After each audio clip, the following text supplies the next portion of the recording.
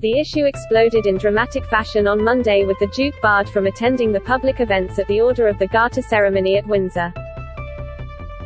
Reports suggested the Duke of Cambridge may have offered an ultimatum of him or me ahead of the service at St. George's Chapel.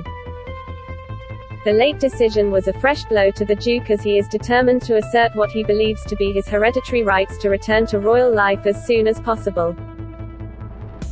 He believes that he has now spent enough time away from the spotlight in the wake of the furore around his friendship with Jeffrey Epstein and his payout to Virginia Giuffre. But despite support in his ambitions from his mother the Queen, Andrew had to take a back seat away from the public gaze on Monday. He was originally due to appear, but after discussions between senior family members, it was decided it would be best to restrict his attendance to the event's private lunch and ceremonial inside the castle.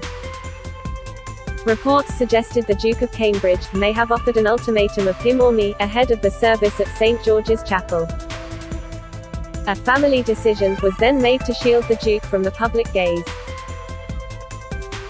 A royal source said, "William hasn't worked out that with hereditary monarchy you either stand together or hang separately." They said the Queen and the Archbishop of Canterbury are aware of the need to keep Andrew involved as a working family member, but that other senior royals do not agree. The Duke is thought to have challenged Monday's Garter ceremony ban, but to no avail.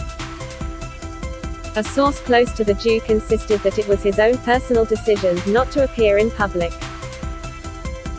However, Buckingham Palace rejected the claim, describing it as a family decision. The issue is causing a major headache for royal officials, as the Queen is determined to support her eldest son. The Duke has been pushing Her Majesty for a return to royal duties and wants the colonelcy of the Grenadier Guards returned to him. She signalled her support for Andrew by arriving with him for the Duke of Edinburgh's memorial service in March. The father of two provided a steady arm for the Queen as she walked into Westminster Abbey to remember the life of her husband. Having been forced to pull out of the service of Thanksgiving at St. Paul's Cathedral during the Platinum Jubilee celebrations earlier this month after testing positive for coronavirus, the Duke was looking forward to the public appearance and considered a small step on the way to his return to some form of royal life. He did join the Queen and rest of his family for the investiture in the castle's Garter throne room and the traditional lunch that takes place afterwards in the Waterloo Chamber. But neither he nor the Queen joined the public procession and church service featuring Prince William, the Prince of Wales and other senior royals. Andrew, who was pictured driving into the castle at around midday, remained behind the scenes. The heirs to the throne are said to have feared a backlash from the public if Andrew appeared. A senior source said, "The Duke of Cambridge was adamant. If York insisted on taking part publicly, he would withdraw." A version of the order of service for the St. George's Chapel service named Andrew as being part of the Garter Knights, while in another distributed to the public he was omitted. Joe Little, managing editor of Majesty magazine, said, "Clearly it was the intention he would be there, as he does feature in one of the lists, so it's not a media invention he was going to be there. Until recently that was the intention." Interesting that the family should need to intervene on something like this and to pull him back, but clearly that's what it takes. Mr. Little speculated the events of Garter Day may cause Andrew to reassess his future and how impossible it is for him to return as a working member of the royal family. When asked about the move to remove Andrew from public view, Mr. Little said, "I think the decision they've made is a sensible one. I think they're fully aware of the public's opinion of the Duke of York's conduct and that this is very much a damage limitation exercise on behalf of senior members of his family." Andrew, who is a Garter Knight, was reportedly plotting the move as part of a royal return, which would have seen him also attend Royal Ascot this week. A source said, "He was confident and bullish he can make a comeback." Prince Andrew was set to appear at some Platinum Jubilee events earlier this month but caught COVID-19. The Queen's second son stepped away from public life after the furore over his friendship with paedophile billionaire Jeffrey Epstein. Andrew paid a reported £12 million to settle a civil sexual assault case brought by Virginia Giuffre, who was trafficked by Epstein. She accused him of sexually assaulting her when she was 17. He denied the claims and does not accept any liability as part of the settlement, but said he acknowledged Ms. Giuffre had been a victim of abuse. The monarch, 96, did not take part in the procession of Garter Knights because of ongoing mobility issues. But she did attend a lunch after the service, as well as the investiture ceremony. Former Prime Minister Sir Tony Blair, the Duchess of Cornwall and Baroness Amos were installed as members of Britain's most prestigious Royal Order of Chivalry at the event. Around 4,500 spectators within the castle walls watched the colourful procession of Garter Knight and ladies dressed in blue velvet mantles, red velvet hoods, black velvet hats and white ostrich plumes. Protesters gathered outside in opposition to former Prime Minister Sir Tony Blair being appointed.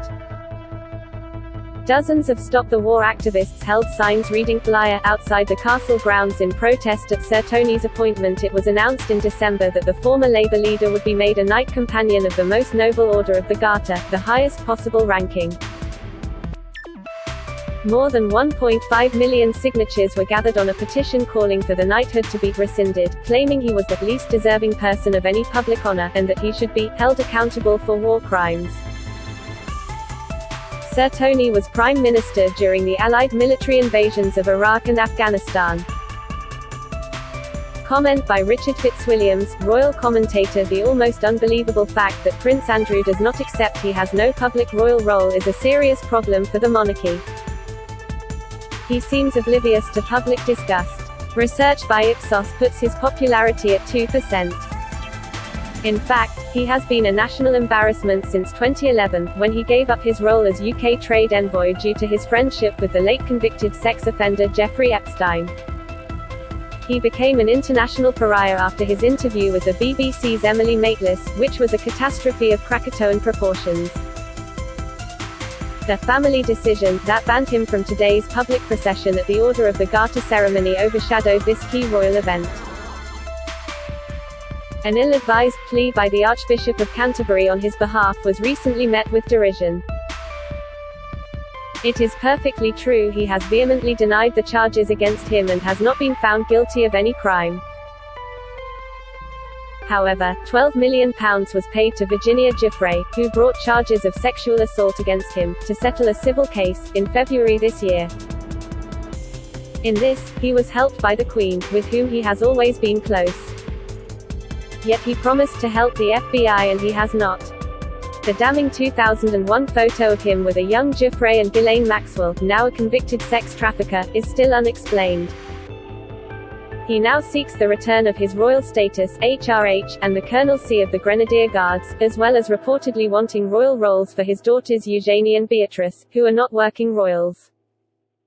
The royal family has recently been slimmed down, but the York's brand is toxic and their status is likely to remain unchanged. Once, Andrew was a brave pilot in the Falklands and he spent 22 years in the Navy when he was popular with the public.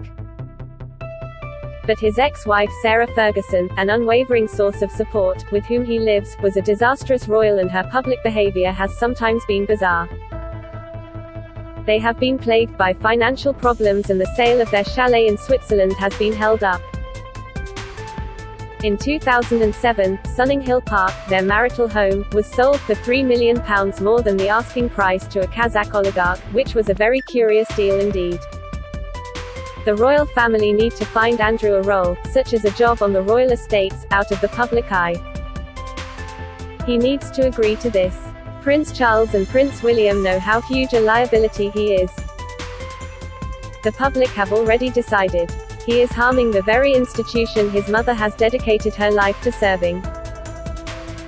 The almost unbelievable fact that Prince Andrew does not accept he has no public royal role is a serious problem for the monarchy.